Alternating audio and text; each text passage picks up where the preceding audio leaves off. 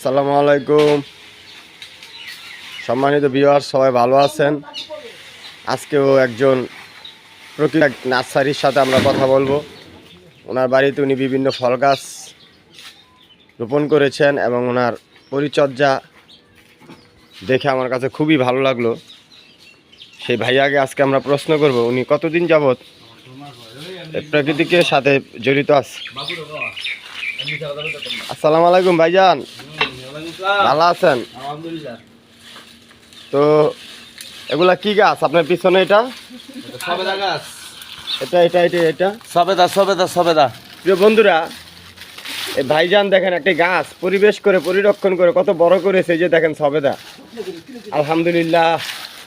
দেখেন ভাইজানের পরিশ্রম সফল হয়েছে, কিন্তু অ্যাকচুয়ালি আমরা এগুলা করতে চাই না। উনি একজন সফল চাষি। আচ্ছা সম্মানিত বন্ধুরা, আমরা আরেকটি গাছ চারার সাথে আপনাদেরকে পরিচয় করে দিব। এটা তো কুলবরি গাছ, বুঝছেন? এই যে দেখেন কত সুন্দর বড়ি ধরেছে। ঠিক আছে, আপনার ইচ্ছা করলে আপনাদের বাড়ির আশেপাশে আঙ্গিনাতে এই সমস্ত গাছ লাগিয়ে দিতে পারেন। তো পরিবেশের জন্য অনেক ভালো। এটা একটা কাঁঠাল গাছ, দেখছেন, বাড়ির মধ্যেই।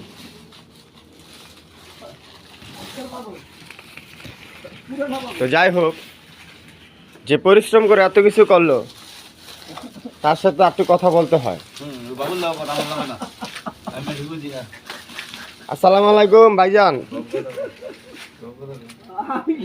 এই জায়গার মালিক তো আপনি, আর উনি তো এখানে জব করে। তো উনি ক্লিয়ার ভাবে কথা বলতে পারে না। ওনার কিছুদিন আগে ঠান্ডার সমস্যায় ওনাকে অনেক মেডিকেল নিয়ে দৌড়ি করতে হয়েছে, সেই জন্য উনি কথা বলতে পারে না। আসসালামু আলাইকুম বড় ভাই, এটা কি গাছ? এই দেখেন লেবু গাছ, দেখছেন? লেবু গাছ, তেজপাতা গাছ। এরপরে এটা হচ্ছে আপনার, আমাদের এখানে সচরাচর আমরা লটকা গাছ লাগাইতেই চাই না, লটকা গাছ আমরা রোপণ করতেই চাই না। এই দেখেন লটকা গাছ, দেখছেন? এই যে লটকা গাছ।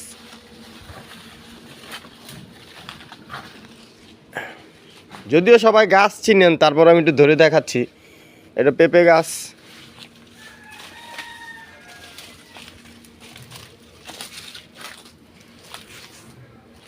ভাইয়া এটা কি গাছ? এটা কি গাছ বলবেন কি? হ্যাঁ, এটা বলকুপ গাছ। এরা পাহাড়ি গাছ, তো সেই জন্য এটার নাম এরকম। তো আমি বুঝতে পারতাছি না।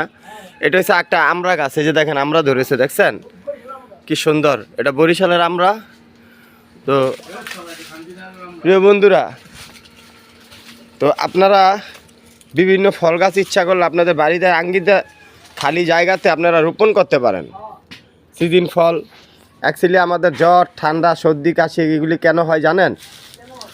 কারণ আমরা ছোট থাকতে সিজন ফল অনেক খাইতাম। তেঁতুই, আম, জাম, কাঁঠাল, সিজন যে কোনো ফলই বেরিত, কদবেল, এগুলো আমরা খুব খাইতাম। কিন্তু এখন আমরা বড় হয়ে যাওয়ার পরে এখন আমরা এগুলা কিনেই খাইতে চাই না, যার কারণে ঘরে ঘরে জ্বর, ঠান্ডা। এই সিজন ফল আপনারা খাবেন, সিজন ফল লাগাবেন, সিজন ফল খাবেন, এলাকার পরিবেশ পরিচর্যা করবেন, গাছ লাগাইবেন, সব কিছু সুন্দর হবে, আমাদের আগামী ভবিষ্যৎ উজ্জ্বল হবে। তো যাই হোক, গাছ মানুষের কতটুকু উপকারী ভাষায় বোঝানো যাবে না আপনাদেরকে। কারণ লোকমান হেকিম এই গাছের সাথে কথা বলেছে যে হুজুর আমি এই রোগের ওষুধ। আল্লাহ পাক সমস্ত কিছু গুণ এই গাছের মধ্যে দিয়েছে, তাই আমরা গাছের থেকে আমরা সংরক্ষণ করে আমরা বেঁচে থাকি। আপনি অস্বীকারই করতে পারবেন না, গাছ ছাড়া আপনার জীবন কোনো সম্পূর্ণ না। তো যাই হোক প্রিয় বন্ধুরা, এই গাছের মধ্যে বিভিন্ন রহস্য লুকিয়ে আছে। এগুলা আমাকে হয়তো অনেক কিছু ভাবতে পারেন যে আপনি হয়তো কথা গুছিয়ে বলতে পারেন না। আমি চেষ্টা করি সবসময় আপনাদেরকে বোঝানোর জন্য। তো জাস্ট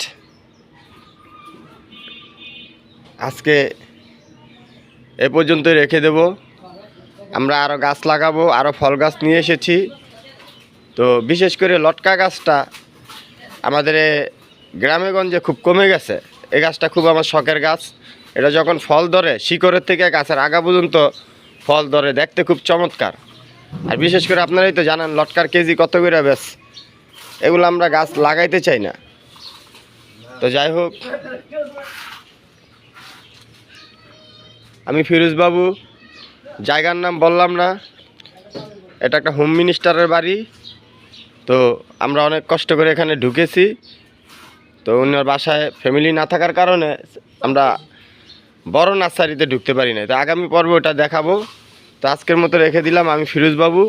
আসসালামু আলাইকুম ওয়া রাহমাতুল্লাহি ওয়া বারাকাতুহু।